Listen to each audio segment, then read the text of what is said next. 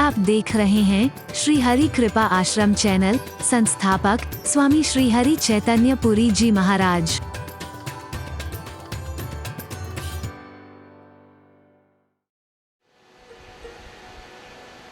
अपने भाग्य को दोष मत दो, विधाता को दोष मत दो, अपने समय को दोष मत दो, अपने आप को दोष दो। कहां कमी रह गई है तुम्हारे प्रयासों में? तुम्हारे प्रयासों में कहां कमी रह गई है, उसे खोजने की कोशिश करो। फिर द्वारा से पूरी लगन निष्ठा के साथ रहो, सफलता न मिले ऐसा कैसे हो सकता है? तुम्हें ज्योतिष की शरण लेने की आवश्यकता नहीं, जीवन को ज्योतिर्मय बनाने की आवश्यकता है। ज्योतिष की शरण से तुम्हें कुछ मिल जाएगा मुझे नहीं लगता है। हरि बोल, मेरे वेदों का एक अंग है, मैं निंदा नहीं कर रहा, आलोचना नहीं कर रहा हूं, लेकिन आपको दावे से कह रहा हूं, तुम्हें उसकी शरण में कुछ मिलने वाला नहीं, ज्योतिष की नहीं। तुम्हें जीवन को ज्योतिर्मय बनाने की आवश्यकता है, प्रकाशमय जीवन जीने की आवश्यकता, अपने जीवन को आलोकित करने की आवश्यकता है। जैसे ठोकरे खाने से बच जाओ और आगे आगे बढ़ते रहो। चारों ओर अंधेरा छाया हुआ है, चारों ओर अंधेरा छाया है, खाली इतना रोने से काम नहीं चलेगा। एक दीप जलाओ और उस दीप से दीप जलाते हुए दीपावली जैसा प्रकाश करो। जो मैं कहा करता हूं, एक दीप तुम जलाओ, एक दीप मैं जलाऊं, आओ ना मिल करके। मैं आह्वान कर रहा हूं, सारी दुनिया के लोगों का आह्वान कर रहा हूं। सारी दुनिया अंधकार में जीवन जी रही है, सारी दुनिया में अज्ञान का अंधेरा है, खाली ये राग अलापने से कुछ नहीं मिलने वाला है। दीपक राग का हो ना, यानी एक दीप तुम जलाओ, एक दीप मैं जलाऊं, कुछ अंधेरा तुम मिटाओ, कुछ अंधेरा मैं मिटाऊं, सारी दुनिया में प्रकाश होगा। कहां होगा अज्ञान का अंधेरा? तुम्हारे प्रयास में कहीं कमी है, इसे खोजने की कोशिश करो। हर असफलता के पीछे तुम्हारे प्रयास में कहीं कमी दृष्टिगोचर हो रही है।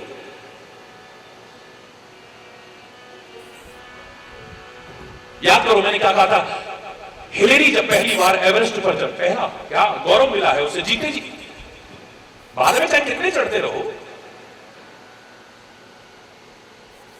माउंट एवरेस्ट पर जब वो चढ़ने के लिए गया है तो पहली बार में सफलता नहीं मिली उसे, दूसरी बार में भी सफलता नहीं मिली उसे। उसकी जीवनी, उसकी आत्मकथा पढ़कर के देखिए, मैंने पढ़ी।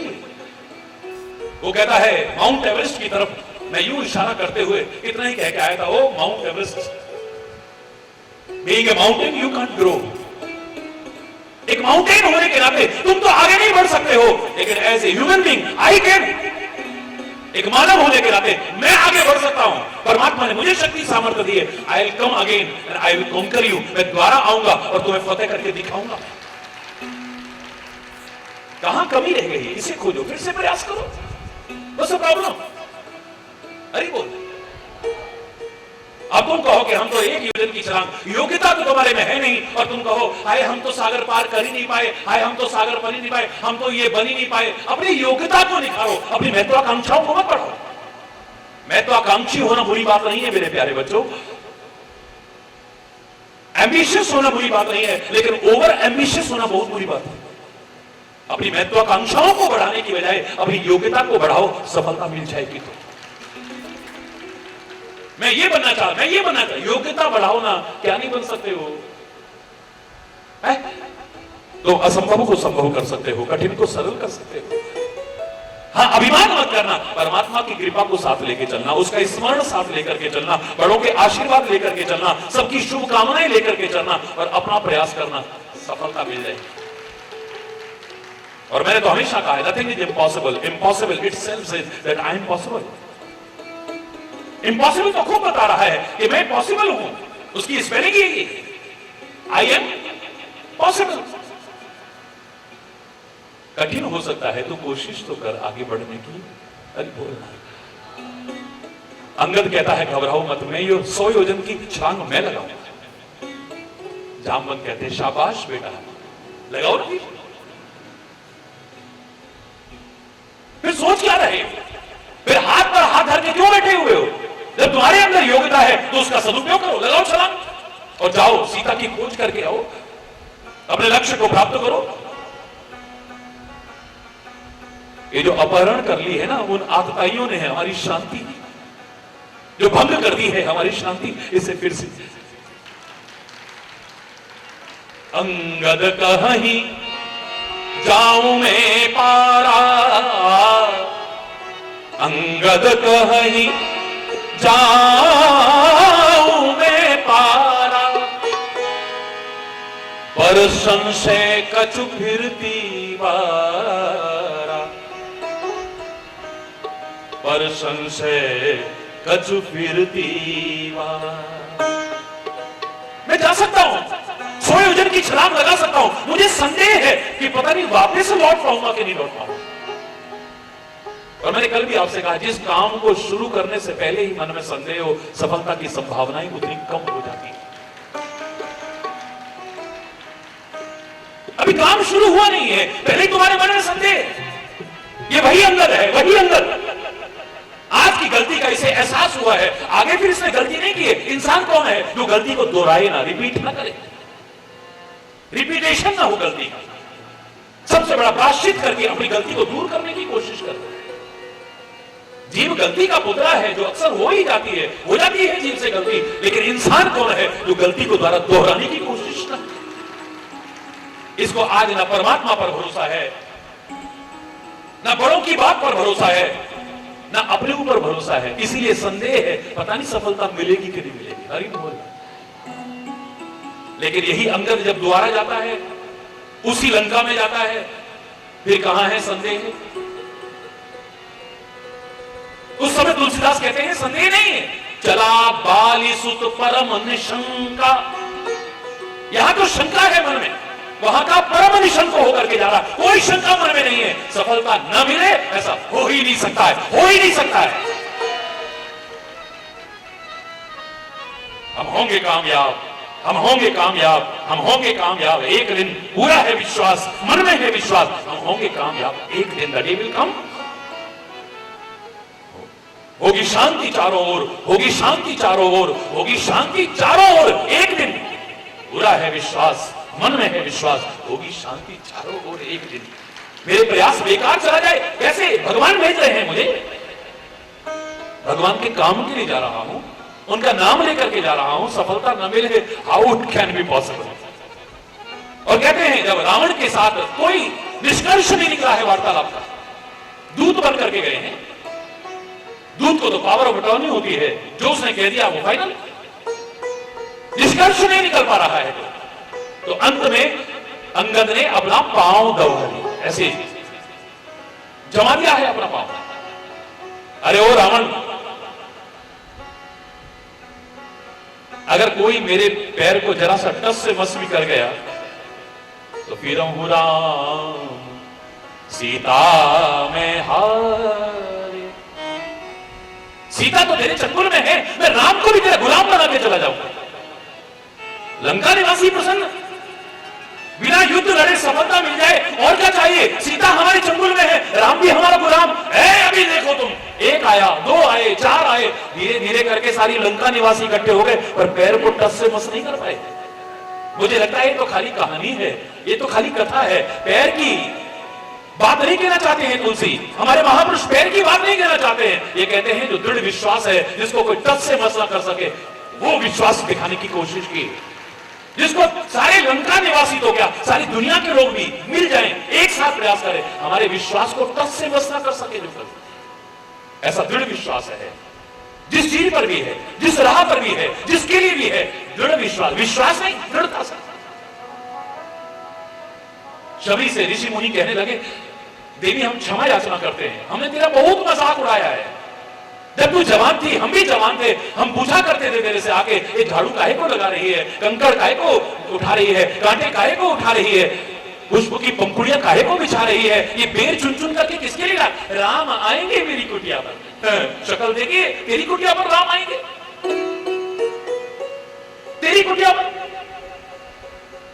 और शाम को हम आकर के कहते थे, कहो आ गए राम, बड़ा कहती थी राम आएंगे, बड़ा कहती थी।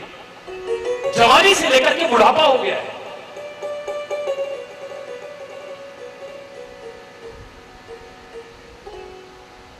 लेकिन कहीं भी विश्वास की दृढ़ता में कमी नहीं आई, कहीं भक्ति में कमी नहीं है, कहीं प्रेम में कमी नहीं है, कहीं नियम में कमी नहीं है, कहीं सहन शक्ति का अभाव नहीं आया है। आज सारे के सारे ऋषि मुनि वृद्ध जो हो चुके हैं, वृद्ध हो चुकी शबरी के पास आकर के क्षमा याचना करते हैं, माता धन्य है तेरी सहन शक्ति, धन्य है तेरा प्यार, धन्य है तेरी आस्था, धन्य है तेरी भक्ति, धन्य है तेरा। लेकिन माता हम एक बात कहना चाहते हैं क्षमा चाहते हुए कि अब तेरे को देख करके पहले तो मजाक उड़ाते थे, अब सहानुभूति होती है, तरस आता है, तेरी कमर झुक चुकी है, तेरा शरीर असक्त हो चुका है, अब तू इस लायक नहीं है जो इस बुढ़ापे में झाड़ू लगाती है, कांटे और कंकर चुनती है, पुष्प की पंखुड़ियां राह में बिछाती है और फूल चुन चुन के लाती है। हे माता तेरे को हाथ जोड़ के प्रार्थना करते, राम ना आए थे ना आ रहे ना तेरी कुटिया पर आएंगे, अब तू ऐसे करती है तो हमें दुख होता है। पता नहीं बुढ़िया में कहां से जोश आया, झुकी कमर कब सीधी हो गई, कहती है अरे वो ऋषि मुनियों यही कहना था तो वापिस चले जाओ। क्या आश्चर्य से आंखें फटी की फटी रह गई। हे देवी तुम्हें अभी भी लगता है कि राम तेरी कुटिया पर आएंगे? बोले मेरे गुरु मतंग ऋषि ने कहा था कि एक दिन तेरी कुटिया पर राम आएंगे। मेरे सदगुरु की वाणी मिथ्या नहीं हो सकती है, जिसे अपने गुरु के वचनों पर ही विश्वास नहीं है वो सपनों में भी सुख और सिद्धि नहीं प्राप्त कर सकता है। मेरे गुरुदेव ने कहा है एक दिन राम आएंगे तो आएंगे, क्यों नहीं आएंगे? नतमस्तक हो गए सारे ऋषि मुनि। ऐसी दृढ़ता की आवश्यकता है। बात बात में जो चलायमान हो जाए ऐसा विश्वास, बात बात में जो डगमगा जाए ऐसा विश्वास नहीं है।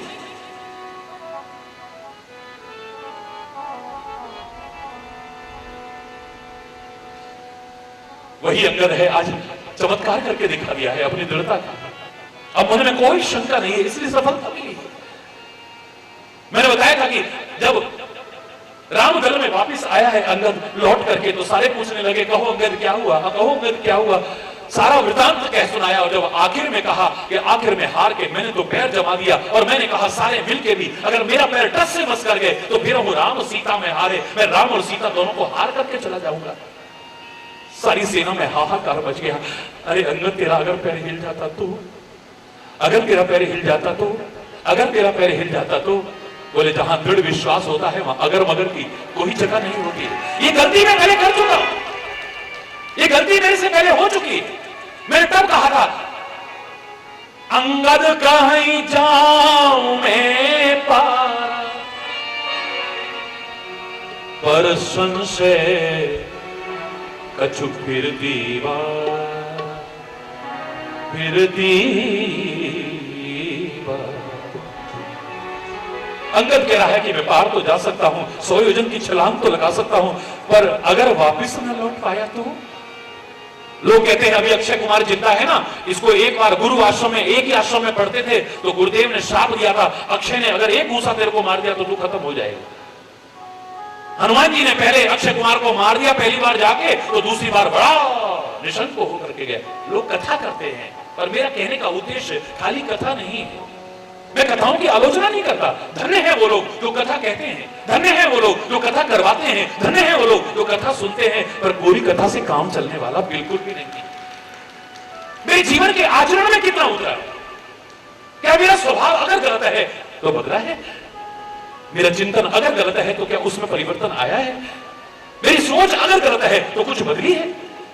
मेरा खान पान अगर गलत है तो कहीं परिवर्तन आया है उसमें? मेरी संगति अगर गलत है तो कुछ, अरे बोलना, जोर से बोलो ना, और जोर से बोलो ना, एक बार हाथ उठा के बोलो ना। जामवंत कहते हैं, बुजुर्ग कहते हैं, समझदार कहते हैं, मार्गदर्शक कहते हैं, तेरे बस की नहीं। तुम एक तरफ बैठ जाओ, यहां दृढ़ विश्वास की आवश्यकता है, विश्वास की नहीं।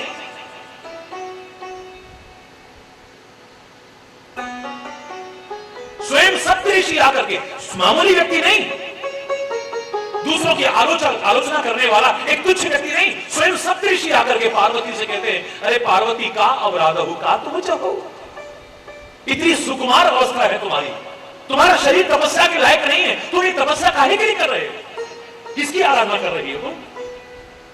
बोले मैं भगवान शंकर की आराधना कर रही हूं। काहे के लिए? चाहूं सदा शिव ही भरता। मैं भगवान शिव को जन्म जन्मांतर में अपने पति रूप में चाहती हूं, अपने स्वामी रूप में चाहती हूं। ये किसने कह दिया तेरे से? ये किसने कह दिया है? किसने शिक्षा दी है? किसने उपदेश दिया है? मेरे गुरु महाराज ने दिया है। कौन है तेरे गुरु महाराज? नारद। तभी तेरी मति खराब है। नारद का उपदेश सुन करके आज तक किसका घर बसा है? उजाड़ा है इसने कितने घर? मन कपटी तन सज्जन चीन्हा आप सरिस सब ही चहकिया। जिसको तो अपना गुरु महाराज कह रही है ना, ये शरीर पर संतों के चिन्ह धारण करता है। नारायण नारायण नारायण भी करेगा, तिलक भी लगा रखा है, ऐसा भी करता है, वैसा भी करता है। ये बाहरी चिन्ह है। मन का बड़ा कपटी है ये। अरे बोल, एक आम आदमी नहीं कह रहा। कौन कह रहा है? बोलो ना। सप्तऋषि कह रहे। नारद कर उपदेश सुन करके कहो बसे उनकी है कि किसका घर बसा है आज तक? प्रहलाद को इसलिए पट्टी पढ़ाई, पिता हिरण्यकश्यप से विरोध कर पड़ा। उनके दुश्मन परमात्मा श्री हरि का नाम जपने लगा, पिता को मरवा दिया, नरसिंह का अवतार हो गया। ये इसी नारद की पट्टी पढ़ाई हुई। 5 साल का बच्चा ध्रुव बेचारा, बताओ 5 साल का, उसको ऐसी पट्टी पढ़ाई, वो तपस्या को जंगल में चला गया। हरि बोल। यही नारद तू गुरु कह रही है उसको? ऐसे लोग को गुरु कहलाने लायक भी नहीं है। शर्म आती है ऐसे लोगों को गुरु कहने। हरि बोल। तेरा घर उजड़ जाएगा। अरे किसको तू चाहती है? नंगा रहने वाला, अमंगल वेश धारण करने वाला, शमशान में रहने वाला। पहले भी शादी हुई थी सती के साथ, जरा सी बात में परित्याग कर दिया उसका। बेचारी पिता के घर में यज्ञ में जल के खाक हो गई। अकेले रहने की आदत है ऐसे लोगों को। इनके घरों में औरतें कहां खट जाती हैं? क्या चक्करों में पड़ी है? शंकर को बनना चाहती है तू? अरे हमारी निगाह में अच्छे अच्छे वर भगवान विष्णु जैसे, हम तेरी शादी कराएंगे। मुझे लगता है पार्वती ने कहा ऐसा करो ऋषियों, ये भजन ध्यान छोड़ो, एक मैरिज ब्यूरो खोल लो, ये शादियां शुदियां ही करानी है तो। अरे बोल ना, जोर से बोलो ना। ऐसा करो, ये काम कर लो अभी। अरे ओ सप्तऋषियों, मैं तो तुम्हारे इस वेश को देख करके तुम्हारा सम्मान कर रही थी। तुम्हें शर्म आनी चाहिए एक शिष्य के सामने सदगुरु की निंदा करते हुए। घर बसेगा तो मेरा, उजड़ेगा तो मेरा। तू काहे को परेशान हो रहा है? मेरे को अपने गुरु के वचनों पर विश्वास था, अपने गुरु के वचनों पर विश्वास है और अपने गुरु के वचनों पर विश्वास रहे। गुरु के वचन प्रति न जेही, गुरु के वचन सपने सुलभ ना सुख सिद्धि तेहि, सपने सुलभ ना सुख सिद्धि तेहि। अरे बोलो जरा जोर से बोलो ना। अरे ओ नारद, अरे ओ सप्तऋषि नारद मेरे सदगुरु हैं, जिसको अपने गुरु के वचनों पर ही विश्वास नहीं है, वो प्रत्यक्ष में तो क्या स्वप्न में भी सुख और सिद्धि हरगिज भी प्राप्त नहीं कर सकता। तुम जाओ, खड़े खड़े तुम्हारे पैर थक गए होंगे, बोलते बोलते तुम्हारी जबान थक गई होगी। अब और मत बोलना एक शब्द भी। एक शब्द भी अगर तुमने बोला तो अपमान करा के जाओगे यहां से। अरे बोल, क्या दृढ़ता की आवश्यकता है, अधकचरे विश्वास की आवश्यकता नहीं है। अरे वो अंगद विचारशील आदमी का, तू सफलता नहीं, तू साइड बैठ, तू सफलता प्राप्त नहीं कर सकता है। जिसको अभी विश्वास ही नहीं है कि राम के काम को जा रहा हूं, राम का भेजा हुआ हूं, राम का नाम लेकर के जा रहा हूं, सफलता मिलेगी, उसे क्या सफलता मिलेगी जीवन? अब एक ही बचा था बस, मेरा बजरंग बली।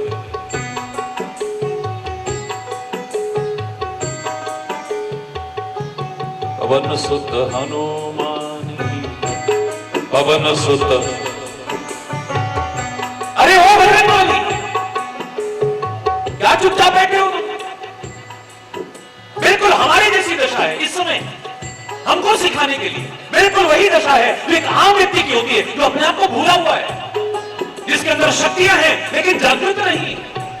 अंदर हर खजाना है, लेकिन वो अविवेकी समझ ही नहीं पा रहा है कि मेरे अंदर क्या क्या भरा हुआ है। अरे बोल,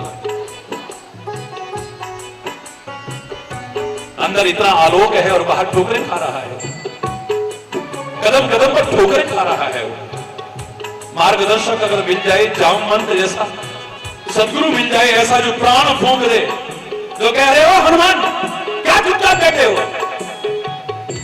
का चुप साध रहू बलवाना, का चुप साध रहू बलवाना,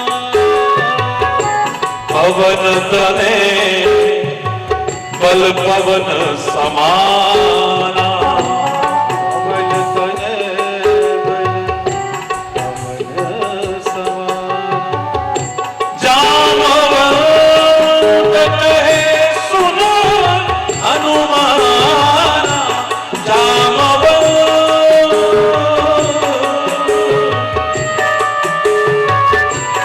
जामवंत कहता है हनुमान, अरे ओ हनुमान का चुप साध रहे हो बलवाना, अरे ओ बलवान तू चुपचाप काहे को बैठा है, हाथ पर हाथ धर के काहे को बैठा है। पवन तने बल पवन समाना, बुद्धि विवेक विज्ञान निधाना। तू बुद्धि का भंडार है, तू विवेक का भंडार है, तू विज्ञान का भंडार है, तू बल का भंडार है। अद्भुत बलधामम हेम शैलावदेहम धनुर्बल प्रशानम ज्ञानी नाम त्रिवर्ण्यम सकल गुणनिधानम वानराणामधीशम रघुपति प्रिय भक्तम वात जातम नमामि। मनोजवम मारुतुल्य वेगम जितेन्द्रियम बुद्धिमतां वरिष्ठम वातात्मजं वानर यूथ मुख्यम श्रीरामदूतम शरणं प्रपद्ये। अरे ओ पवन पुत्र, तेरे अंदर तो सारी शक्तियां हैं, उनको गुरु कहता है अरे बच्चों काहे को हाथ पर हाथ धर के बैठे, एक बार कोशिश तो करके देखो, तुम अपने जीवन का एक लक्ष्य तो बना करके देखो, सही दिशा में चलने की कोशिश तो करो, प्रयास तो करो, सफलता तुम्हारी कदम अवश्य चूमेगी, घबराओ मत।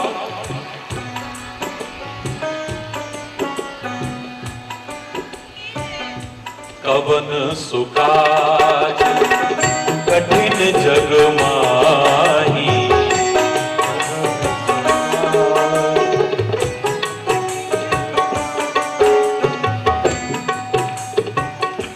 कवन सुकाज कठिन जग माही, ओ जो नहीं हो तात तुम पाही। राम सिया राम सिया राम जय जय राम, राम सिया राम सिया राम जय जय राम। कवन सुकाज कठिन जग माही, जो नहीं होए तात तुम पाही। दुनिया में ऐसा कौन सा काम है, अरे ओ हनुमान रूपी जीव, जो संसार में तू नहीं कर सकता, नथिंग इज इम्पॉसिबल। आगे बढ़ तो सही। कवन सुकाज कठिन जग माही, जो नहीं होए तात तुम, हे तात जो तुमसे न हो सके, ऐसा दुनिया का कौन सा काम है। जिस काम को किसी एक ने किया है वो असंभव की श्रेणी में नहीं रहा, वो कठिन हो सकता है, उसे तुम भी कर सकते हो। और मैं तो कहता हूं जिसे किसी ने न किया, अभिमान तो मत करना, उसका नाम लेकर के कोशिश करो, तुम उसे भी करने की सामर्थ्य रखते हो। मैं तो बचपन में ही स्कूल में साफ साफ शब्दों में कहकर के प्रार्थना बोलना बंद कर दिया था। ये आपका लाठी वाला भैया मात्र चौथी पांचवी कक्षा में था जब मैंने प्रार्थना बोलना बंद कर दिया। सबसे पहले आगे मैं बोला करता था, बाकी बच्चे पीछे बोला करते थे। एक दिन प्रार्थना रोक दी मैंने, मेरे अध्यापक ने कहा क्यों रोकी है, कक्षा अध्यापक ने कहा क्यों रोकी है, मैंने कोई जवाब नहीं दिया। प्रधान अध्यापक ने कहा बेटा आपने प्रार्थना क्यों बंद कर दी। मैंने इतना कहा कि चाहे आप जो सजा देना, लेकिन मैं प्रार्थना इसको नहीं बोलूंगा। आप अभी हम नन्हे मुन्ने बच्चों से, कोमल मन के बच्चों से, भविष्य के होनहार भावी कर्णधारों से अभी से कह रहे हो जो खिल सके ना वो फूल हैं हम। तुम ही हो माता पिता, तुम ही हो बंधु सखा, तुम ही जो खिल सके ना वो फूल हैं हम। आप चाहे जो सजा दीजिए मुझे, लेकिन मैं इस प्रार्थना को नहीं बोलूंगा। अरे अभी तो वक्त आने वाला है, हम खिलेंगे, इस बगिया को खिलाएंगे और महकाएंगे सारी दुनिया में। क्यों नहीं करेंगे? हमें से पता नहीं कौन क्या बनेगा, भविष्य के करते में छुपा है। आप अभी से कोमल मन के बच्चों को ये सिखा रहे हो, जो खिल सके ना वो फूल है हम। नहीं, बिल्कुल नहीं। पीठ थपथपाई मेरे प्रधानाध्यापक ने, आज भी मुझे याद है, और कहा बेटा होनहार विरवान के होत चीकने पाक। पता नहीं तो भविष्य में क्या बनेगा, ये तो मैं नहीं जानता हूं, लेकिन तेरे उज्जवल भविष्य की कामना अवश्य करता हूं। इतना अवश्य है कि तू कुछ बन करके दिखाएगा, ये लग रहा है। कूद के पांव पालने में दिखाई दे रहे हैं। मैं तेरे से पूछ रहा हूं, तू इस प्रार्थना को कैसे बोलना चाहता है? तो चौथी पांचवी कक्षा में मैंने इसमें संशोधन किया था कि जो कल खिलेंगे वो फूल हैं हम, तुम्हारे चरणों की धूल है हम। जो कल खिलेंगे वो फूल है, अभिमान ना आ जाए, तुम्हारे चरणों की धूल है। तुम ही हो नैया, तुम ही भैया, तुम ही हो बंधु सखा, तुम ही हो माता पिता, तुम ही हो बंधु सखा, तुम ही हो माता पिता, तुम ही हो बंधु सखा, तुम ही हो पिता, तुम ही बंधु सखा, हरि बोल। जो कल खिलेंगे वो फूल हैं हम, अभिमान ना आ जाए कहीं, इसलिए तुम्हारे चरणों की धूल है, तुम्हारे चरणों की धूल है। आप परमात्मा कृपा करो, बड़ों के आशीर्वाद लेके हम प्रयास करें, इस क्षेत्र में सफल नहीं हो सकते। ये जो निराश हो चुके हैं, हताश हो चुके हैं, उनसे खासतौर से मैं कहना चाहूंगा। मैंने एक भाव सुनाया था, इट्स नॉट माय इमेजिनेशन, मेरी कल्पना नहीं, कि सूर्य जब पहली बार अस्ताचल की ओर चले, सूर्य कभी अस्त नहीं होता है, लेकिन हमारे सामने से चला जाता है, हम कहते हैं सूर्यास्त हो गया। वो तो निरंतर अपनी यात्रा पर चल रहा है, कभी वहां प्रकाश दे रहा है, कभी वहां प्रकाश दे रहा है, कभी वहां प्रकाश दे रहा है। जिसका उदय नहीं होता उसका अस्त क्या होगा? और हमारे सामने आ गया, उदय हो गया, हमारे आगे से चला गया, हम सूर्यास्त कह देते हैं। हमारे आगे से जाने लगा जब सूर्य भगवान पहले, परोपकार की भावना से सूर्य भगवान के मन में आया, जब मैं यहां से आगे बढ़ जाऊंगा यहां अंधेरा छा जाएगा, प्रकाश का अभाव हो जाएगा, लोग ठोकरें खाएंगे, कौन देगा इन्हें रोशनी? कौन उबारेगा इन्हें अंधकार से? कौन बचाएगा इन्हें ठोकरों से? इसी भावना से प्रेरित होकर के कहते हैं सूर्य भगवान ने सारे के सारे देवी देवताओं को बुला लिया, एक सभा आयोजित की। उच्च मंच पर खड़े होकर के सूर्य भगवान कहते हैं प्रकृति के नियमों का पालन करना है, मुझे आगे जाना है, लेकिन जब तक मैं लौट करके आऊंगा ये दुनिया के लोग अंधकार में हो जाएंगे। इनको कौन देगा प्रकाश? कौन उबारेगा इन्हें अंधकार से? कौन बचाएगा इन्हें ठोकरों से? आप में से कोई तो संकल्प ले लो। कोई हिम्मत नहीं कर पाया। बगल में चंद्र भगवान बैठे थे, कहते हे चंद्रदेव तुम तो मेरे समकक्ष हो, प्रतिज्ञा क्यों नहीं करते हो? जब तक मैं लौट के नहीं आऊंगा तुम इन्हें प्रकाश दोगे, उबारोगे अंधकार से, बचाओगे ठोकरों से। हे सूर्य भगवान तुम तो जानते हो मैं तो कितने दिन तक खुद अंधकार में हो जाता हूं, अमावस्या के आसपास में, इन्हें क्या बचा? लगता है सूर्य भगवान को बड़ा बुरा लगा। बड़े मंच से कुछ ऐसे शब्द कहे जैसे महाराजा जनक ने जनकपुर में उस सभा में कहे थे, धनुष्य के साल में। लगता है क्षत्रियों से लीन हो गई है पृथ्वी, तब तो लक्ष्मण उठा था। यहां पर भी इन्होंने कुछ ऐसे शब्द कहे कि कोई और बड़ा देवी देवता तो नहीं, एक नन्हा सा दिया टिमटिमाता हुआ मध्यम मध्यम ऊपर उठ करके आता है। हे सूर्यदेव, माना कि आपके बराबर प्रकाश मेरे अंदर नहीं है, माना कि आपके बराबर सामर्थ्य मेरे अंदर नहीं है, माना कि आपके बराबर शक्ति मेरे अंदर नहीं है, लेकिन आप घबराओ मत, प्रकृति के नियमों का पालन करो, आप आगे बढ़ो। जब तक आप लौट करके नहीं आओगे मैं तिल तिल करके जलता रहूंगा, अपने घर को अंधेरे में रख लूंगा, लोगों को मजाक सहन कर लूंगा, देखो दीपक तले अंधेरा, लेकिन इनको मैं ठोकरों से बचाऊंगा, इन्हें अंधकार से उबारूंगा, मैं दूंगा इन्हें प्रकाश। एक नन्हा सा दिया इतनी हिम्मत कर सकता है, तो मेरे प्यारे भाइयों, मेरी प्यारी बहनों, मेरे प्यारे बच्चों, तुम इतने निराश क्यों हो, इतने हताश क्यों हो? आधे से ज्यादा लोग तो ऐसे हैं उनके जीवन में कोई लक्ष्य ही नहीं है, लक्ष्य विहीन जीवन है। उनसे पूछा जाए what is your aim, what do you want to be, क्या बनना चाहते हो, क्या है तुम्हारे जीवन का लक्ष्य, है ही नहीं कुछ। अरे बोलो, जोर से बोलो। और याद करो मैंने कहा था लक्ष्य विहीन मानव कैसा है, जस्ट लाइक ए पेंडुलम, जैसे घड़ी का पेंडुलम है, हिलता है डुलता है लेकिन एक कदम भी आगे नहीं बढ़ता। जब तक चाबी है उसके अंदर तब तक घड़ी का वो पेंडुलम हिलता डुलता तो है पर एक कदम भी आगे नहीं बढ़ता है। ऐसे ही लक्ष्य विहीन मानव भी जब तक श्वास रूपी चाबी है तब तक कुछ ना कुछ करता तो है लेकिन जीवन में कोई मुकाम हासिल नहीं कर पाता है। हमारे जीवन में एक लक्ष्य हो, फिर मार्गदर्शक मिल जाए, फिर सही दिशा में प्रयास हो, बाधाओं से घबराए बिना, रुकावटों से घबराए बिना, मुसीबतों से घबराए बिना, परीक्षाओं से घबराए बिना आगे बढ़ करके तो देखो सफलता तुम्हारे कदम चूमने को तैयार रहेगी। कवन सुकाज कठिन जगमा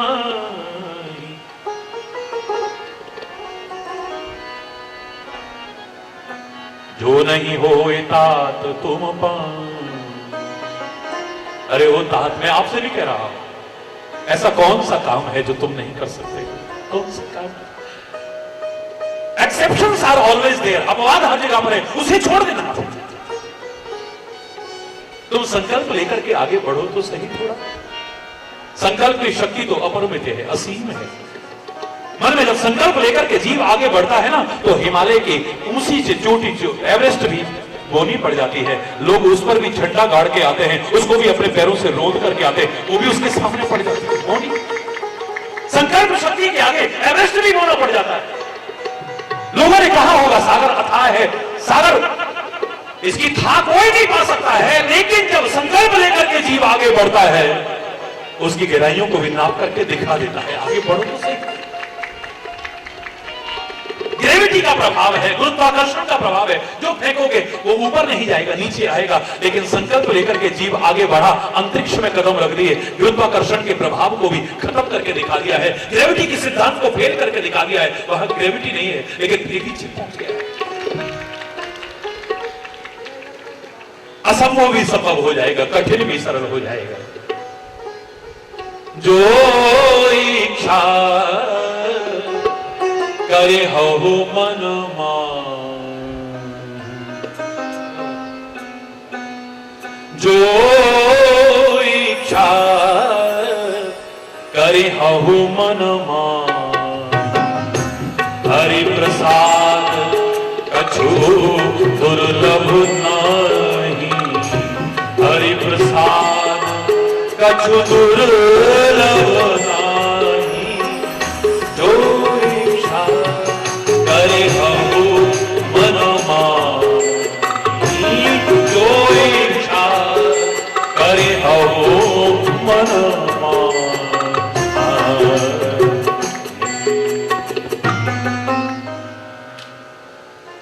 एक बार कोशिश करके तो देख, असंभव को संभव करके दिखा देगा, कठिन को सरल करके दिखा देगा। राम काज लग तब अवतार, गुरु बताएगा, मार्गदर्शन देगा, तुम्हारा काम क्या है, तुम क्यों आए हो दुनिया, क्या तुम्हें करना था, क्या कर रहे हो तुम। अरे हनुमान तू तो आया ही राम के काम के लिए, यानी जीवन का एक लक्ष्य है तेरे जीवन में, तू जान नहीं रहा है इस बात।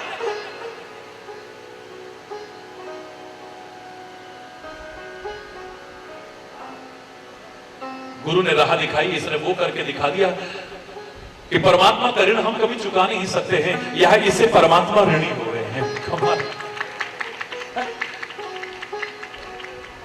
याद करिए आप, मैं पूरा प्रसंग अभी जब आएगा आगे जाकर के आप क्या सुनते हैं, श्री राम के पास जाइए, हनुमान लौटे हैं अपना काम पूरा करके। तेरा ऋण कैसे चुकाऊं, तेरा कर्जा कैसे चुकाऊं, तेरे उपकार का बदला चुकाने की सामर्थ्य मेरी नहीं है। जामवंत कहते हैं प्रभु इसने कोई आप पर एहसान नहीं किया है, आप सेवा का अवसर किसी को दें ये तो आपका एहसान है हमारे ऊपर, हमें सेवा आपका करने का अवसर मिला, ये आप पर ऐसा नहीं। आपके तो कितने सेवा करने वाले मिल जाएंगे, मैं नहीं हूंगा तो आप है, आप नहीं है तो वो है, आप पता नहीं किसको क्या से क्या बना दो। जो चेतन कहा जड़ करही, जड़ ही करही चैतन्य। मस्क ही करही विरंच सम, अजहि मसकते हीन। जो मच्छर को ब्रह्मा बना दे और ब्रह्मा को मच्छर बना दे, जिसमें यह सामर्थ्य है, वो तो किसी ने भी काम करवा सकता है। आपकी सेवा करना ये आप पर ऐसा नहीं है, आपने सेवा का अवसर दिया, ये तो हमारे ऊपर एहसान है। आप कहते हो कर्जा क्यों बढ़ गया है?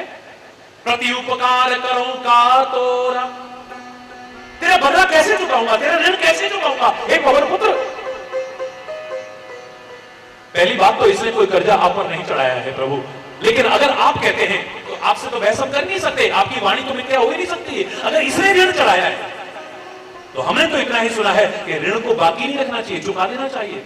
ऋण रखना क्या अच्छी बात? श्री राम कहते हैं मैं इसका ऋण कभी चुकाऊंगा ही नहीं, मैं चुकाना चाहता ही नहीं। किसी का ऋण कोई न चुकाना चाहे, अच्छी बात है या बुरी बात है? बोलो ना, जोर से बोलो। अरे डर काहे को रहे हो, बोलो ना। किसी का ऋण अगर हमारे ऊपर है और हम कहें कि हम चुकाना ही नहीं चाहते, ये अच्छी बात है या बुरी बात? बोलो। भगवान कहते हैं मैं चुकाना ही नहीं चाहता। अब भगवान को बेईमान मत समझ लेना, भगवान की भावना को सुनोगे तो भगवान के ही होकर के रह जाओ। प्रभु श्री राम कहते हैं मैं इसका ऋण क्यों नहीं चुकाना चाहता? इसने उपकार मेरे पर कब किया था? जब मैं मुसीबत में था, जब मैं संकट में था। और इसका बदला तभी चुक सकता है जब ये संकट में आए तो मैं इस पर उपकार करूं। मैं तो चाहता हूं इस पर कभी संकट ही नहीं। अरे बोल, हम कई बार अज्ञानता के कारण कितनी बड़ी भूल कर बैठते हैं, इसका एहसास हमें नहीं। किसी ने हमारे पर उपकार किया, हम क्या कहते हैं? तूने हमारे लिए पसीना बहाया, हम तेरे खून बहा देंगे। हम ही नहीं जानते अनजाने में कितनी गलती कर रहे हैं। खून बहा देंगे, इसका तात्पर्य अप्रत्यक्ष में आप कह रहे हो तेरा झगड़ा हो किसी से, खून खराबे की नौबत आए तब हम भी खून बहाएं। वाह, मैं तो चाहता हूं कभी तेरे लिए पसीना भी बहाने की आवश्यकता ना पड़े। हाँ, अगर आवश्यकता पड़े तो फिर खून तो क्या, इस गर्दन को भी कटाने में सहर्ष तैयार हो जाऊंगा, फिर पीछे हटने वाला नहीं है। किसी के किए उपकार को एक क्षण भी भूलना नहीं है। आपने जो किसी पर उपकार किया है उसको हमेशा याद रखना है। आप पर किसी ने उपकार किया है उसे मत भूलना कभी, अरे भूलना। लेकिन आपने किसी पर उपकार किया है उसे भूलने में भलाई है, वरना उड़ते रहोगे। देखा हमने उसके लिए किया और उसने हमारे साथ। बुजुर्ग लोग कहा करते थे नेकी कर और कुएं में डाल। किए हुए उपकार को अगर याद रखो, देखा हमने इसको पढ़ाया लिखाया, इस लायक बनाया, इतना पैसा खर्च करा, आज कुछ बन गया है, हमारी तरफ देखता भी नहीं है, मतलब निकल गया तो आगे आप जानते हो, इसलिए मैं नहीं बोल रहा। अरे बोल, जोर से बोलो। तुमने किसी पर उपकार किया है उसे भूलने में भलाई है, वरना जलते रहोगे, उड़ते रहोगे, एक दुख आपका और बढ़ जाएगा, अनेक दुखों से ग्रसित है जीव। लेकिन अगर तुम्हारे पर किसी ने उपकार किया है, बदले में कितना भी तुम कर लेना, उसे कभी भूलने की कोशिश मत करना। अरे बोलना। मेरे राम तक कहते हैं मैं तेरा कर्जा कभी चुका नहीं सकता, और आज नहीं कह रहे हैं।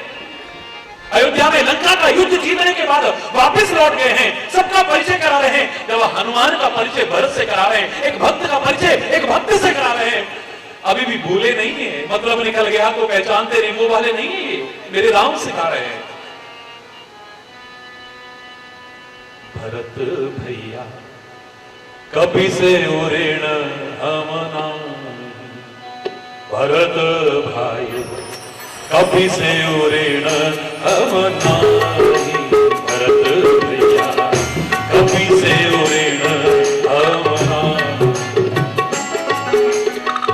100 योजन मर्यादा सिंधु की, लाभ गयो क्षण माही। लंका जाए सिया सुधि लायो, गर्व नहीं मन माही। भरत कभी से पूर्ण भावना ही, भरत भैया कभी से ऋण भावना।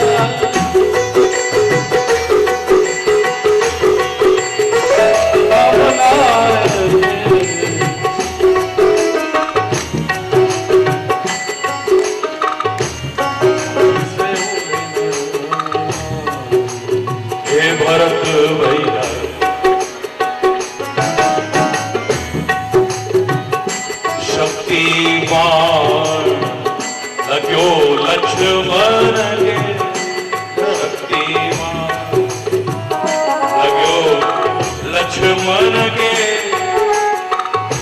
हाहाकार भयो तलमारे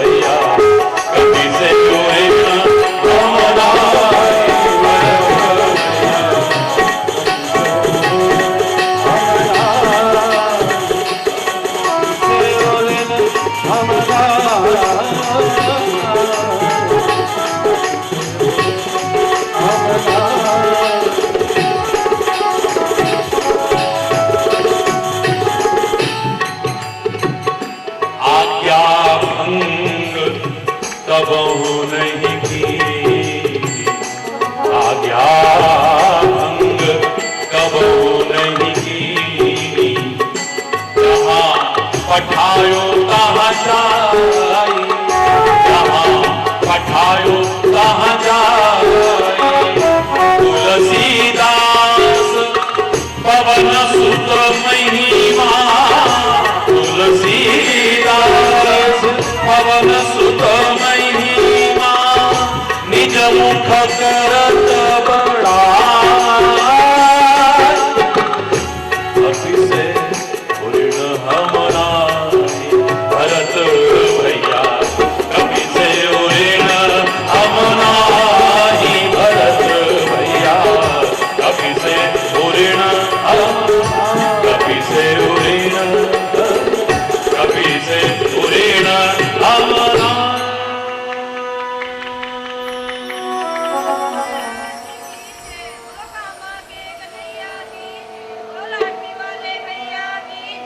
हरि बोल।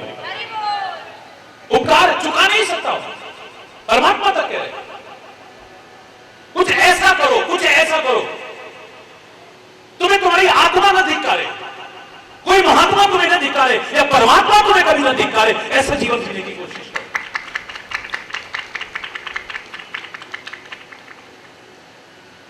जिस औलाद को देख करके अच्छे माता पिता बच्चों का ध्यान रखने वाले माता पिता बच्चों की हर इच्छा को पूरा करने वाले बच्चों का जीवन अच्छा बनाने की अच्छे संस्कार देने वाले माता पिता के मन में कभी आया ये औलाद हमारे घर में क्यों पैदा हुई होगी ये होती मर जाती तो अच्छा था ये क्यों ही हमारे घर में धिक्कार है ऐसी औलाद।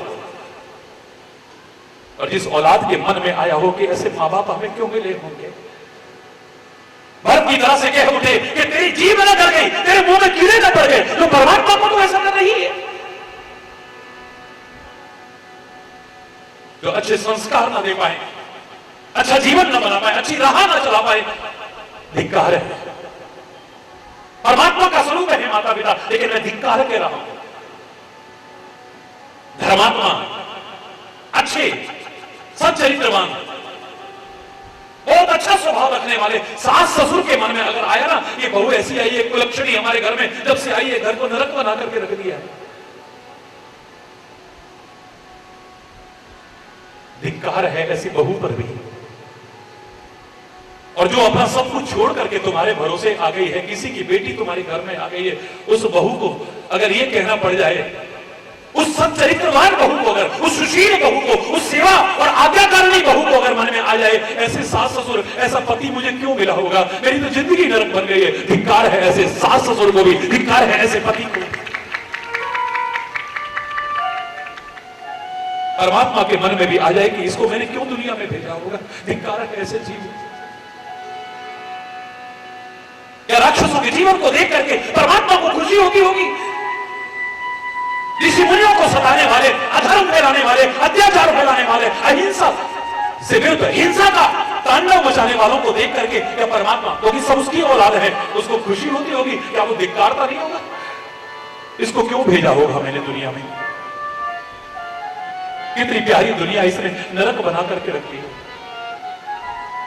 अरे मेरे प्यारे बच्चों, भगवान आपको लंबा जीवन दे, सुखी जीवन दे, लेकिन इतना मैं जरूर कहूंगा कि तुम चाहते हो, चाहे तुम गंदे भी कर्म करो ना, लोग तुम्हारे साथ स्वर्गवासी जोड़ना चाहते हैं मरने के बाद। स्वर्गीय फला नहीं, चाहे नरकों के लायक भी कर्म न हो, मरने के बाद अगर तुम स्वर्ग में भी चले गए तो बहुत बड़ा काम नहीं है, लेकिन जीते जी इस धरा को अगर स्वर्ग बना दो ना, बहुत बड़ा काम। मरने के बाद आपने उस स्वर्ग में भी अगर प्रवेश कर लिया है, बहुत बड़ा सौभाग्य नहीं, तो बहुत बड़ा तीर नहीं मार लिया है। और जीते जी अगर इस धरा को, अपने घर को, अपने परिवार को, अपने नगर को, अपने राष्ट्र को, इस दुनिया को अगर स्वर्ग तुल्य वातावरण का निर्माण बना करके सुखी समृद्ध खुशहाल बनाते हो, बहुत बड़ा काम कर लिया है। हरि बोल, जोर से बोलो। सदगुरु कहता है, अरे हाथ पर हाथ धर के मत बैठो, कुछ करो। अगर तुम आगे बढ़ोगे ना प्रभु नाम लेकर के, सारी दैवीय शक्तियां ही तुम्हें सहायता करेगी। अच्छा संकल्प लेकर के चलो, बस दृढ़ इच्छा लेकर के चलो, दृढ़ विश्वास लेकर के चलो। संकल्प की शक्ति बहुत अच्छी है, लेकिन जहां संकल्प शक्ति को महान बताया, वहां पर यह भी कहा कि तन्मे मनः शिव संकल्पमस्तु। संकल्प करना, लेकिन मन में शिव संकल्पमस्तु। कैसे करना? शिव यानी कल्याणकारी संकल्प करना, सत्य संकल्प करना, सुंदर संकल्प करना, कभी गंदे संकल्प करने की कोशिश मत करना। संकल्प लेकर के चलो। तुम क्या नहीं कर सकते? कर सकते हो। तुमने संकल्प कर लिया फलाने को बर्बाद करके दिखाओ, तुम दिखा सकते हो, लेकिन फिर तुम इंसान भी कहलाने के लायक नहीं हो। फलाने को बर्बाद करके दिखा दूंगा, फलाने की बेइज्जती करके दिखा दूंगा, फलाने को भरे दरबार में नीचा करके दिखा दूंगा, ये करके दिखा दूंगा, वो करके दिखा दूंगा। तुम कर सकते हो, नथिंग इज इम्पॉसिबल। तो ये इम्पॉसिबल कैसे हो सकता है? पर तुम इंसान भी नहीं रहोगे फिर। सत्य संकल्प लेकर के चलना, शिव संकल्प करके लेकर चलना, सुंदर संकल्प करके चलना, सारी शक्तियां तुम्हारे साथ अपने आप जुड़नी शुरू हो जाएंगी। देखो परमात्मा श्री राम ने संकल्प किया है, निश्चर हीन करो मही भुज उठाए पन कीन। श्री राम ने भुजा उठा करके प्रतिज्ञा कर ली, बहुत हो चुका है अत्याचार, बहुत हो चुका है अधर्म, अब नहीं होगा। मैं तब तक चैन से नहीं बैठूंगा जब तक इस पृथ्वी को राक्षसों से विहीन करके न दिखा। एक अच्छा संकल्प लेकर के चले, कल्याणकारी संकल्प लेकर के चले, शिव संकल्प लेकर के चले, सुंदर संकल्प लेकर के चले, तो जंगल के बंदर और भालू भी सहायता कर देते हैं। लेकिन गंदा संकल्प लेकर के रावण चला है, सगा भाई विभीषण भी साथ छोड़ जाएगा। ये हरि बोल, जोर से बोलो। कवन सुकाज कठिन जग माही, जो नहीं होए तात तुम पाही। कवन सुकाज कठिन जग माही, जो नहीं होए तात तुम पाही। राम काज लगी तब अवतारा, राम काज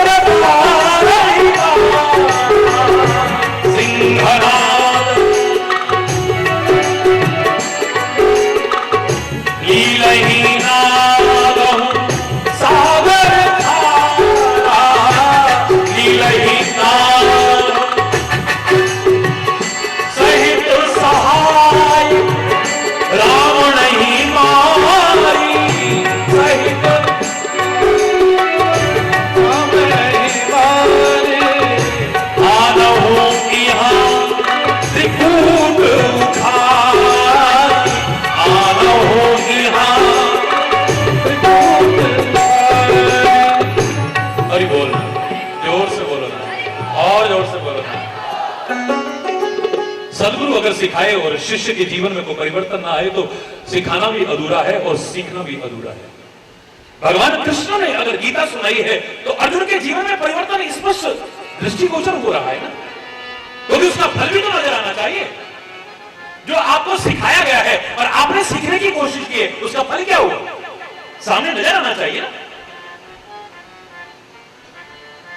अर्जुन कहता है नष्टो मोह स्मृति लब्ध्वा, हे केशव, आपकी उस दिव्य वाणी को सुन करके मेरा जो मोह था, मेरा जो अज्ञान था, मेरा जो भ्रम था, मेरी जो आसक्ति थी, सब नष्ट हो गई है और मेरी जो स्मृति है वो जागृत हो गई।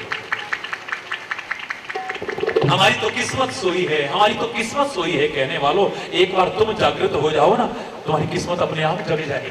तुम सोए हो इसलिए तुम्हारी किस्मत सोई है। तुम सोए हो इसलिए तुम्हारी किस्मत सोई हुई है। तुम अगर जाग जाओ तुम्हारी किस्मत अपने आप जग जाएगी। इसलिए मैं कह रहा हूं कि तुम्हें ज्योतिष की शरण की आवश्यकता नहीं, जीवन को ज्योतिर्मय बनाने की आवश्यकता है। ज्योतिष का अपना महत्व है, अपनी जगह पर है, लेकिन तुम्हें जीवन को ज्योतिर्मय बनाने की आवश्यकता है। अगर जामवंत ने सिखाया है तो हनुमान के जीवन में साफ नजर आ रहा है। जो भूला हुआ था अपनी शक्तियों को, अपनी सामर्थ्य को, अपने ज्ञान को, अपने बल को, अपनी बुद्धि को, अपनी सामर्थ्य को भूला हुआ था, और सब जागृत हो गई ये शक्तियां। हे जामवंत, आपने कहा कि राम के काम के लिए ही मेरा अवतार हुआ है, इस दुनिया में आया हूं। हे सुनता ही भयम पर्वत आकारा, पर्वत के आकार के, यानी बहुत शक्तियां बढ़ गई हैं, अड़िकता आ गई है, अचलता आ गई है, दृढ़ता आ गई है, परिपक्वता आ गई है कि अब मैंने इसको करके ही दिखाना है, तब तक चैन नहीं। और ये हनुमान आगे जाके क्या कहेगा अभी से बता देता हूं। राम काज कीने बिन मोई कहां, जब किसी काम पर आगे चलो तो तब तक आराम हराम है, जब तक तुम्हें तुम्हारी मंजिल न मिल जाए, तुम्हारा मकसद सफल ना हो जाए। चलते रहो तब तक। नदियों ने अगर लक्ष्य बना लिया है आगे बढ़ने का, मार्ग में कितनी भी बाधाएं आए, कितनी भी रुकावटें आए, कौन रोक सकता है उन्हें? किसी की सामर्थ्य नहीं है रोकने की।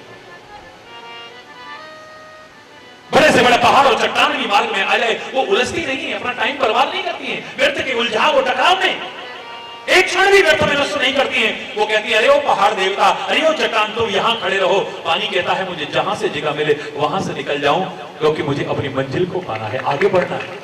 जिनको आगे बढ़ना है वो व्यर्थ में उलझते नहीं है, व्यर्थ में टकराते नहीं, बात बात में बहस करके अपना भी और दूसरे का समय बर्बाद नहीं करते, अपनी शक्तियों को बर्बाद नहीं करते हैं, अपनी साधनों का दुरुपयोग नहीं करते हैं। जो मैं कहा करता हूं, जो कुछ तुम्हें मिला है मेरे प्यारे भाइयों, मेरी प्यारी बहनों, मेरे प्यारे बच्चों, इसका भोग मत करो, इसका मात्र उपभोग मत करो, इसका मात्र उपयोग मत करो, इसका सदुपयोग करो, न कर सको कम से कम दुरुपयोग करने की कोशिश मत करो। तुम्हें शक्ति मिली है, तुम्हें साधन मिले हैं, तुम्हें सामर्थ्य मिली है, तुम्हें जीवन मिला है, ये अनमोल सांसें मिली है, इनका मात्र भोग न हो, मात्र उपभोग न हो, मात्र उपयोग न हो, सदुपयोग हो, वरना दुरुपयोग तो कदाचित न हो।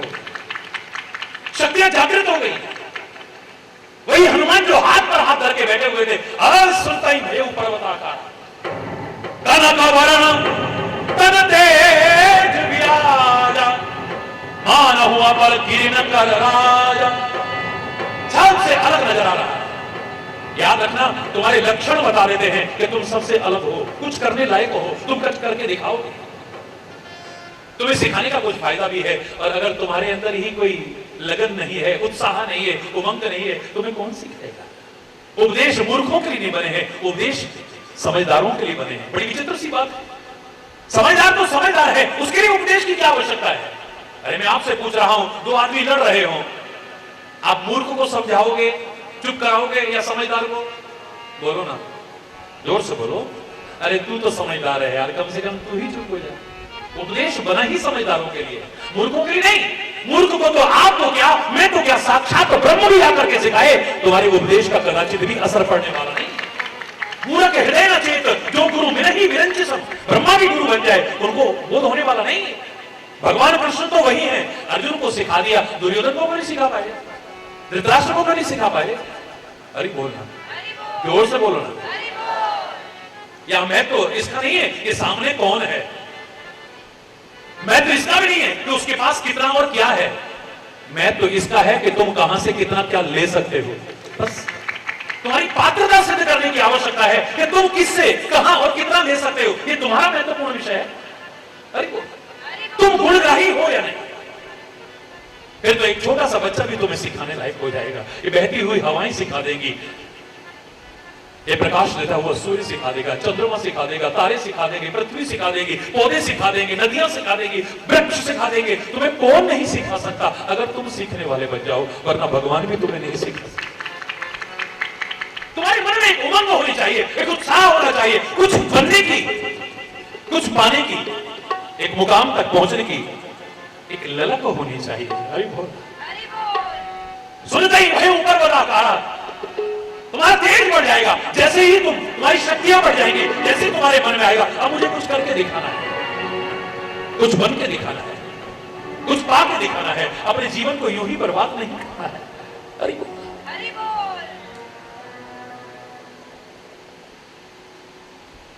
सिंगराज कर बारही बार ली रही नाव सागर खार।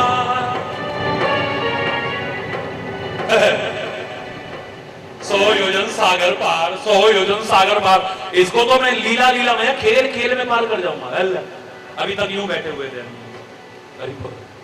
अभी मैं कह रहा हूं मेरे प्यारे बच्चों, मेरे भाइयों, मेरी बहनों, शक्तियां तो तुम में है, सामर्थ्य तुम्हारे में है, पर तुम उन्हें जागृत करने की कोशिश नहीं करो। जगाओ, जागो।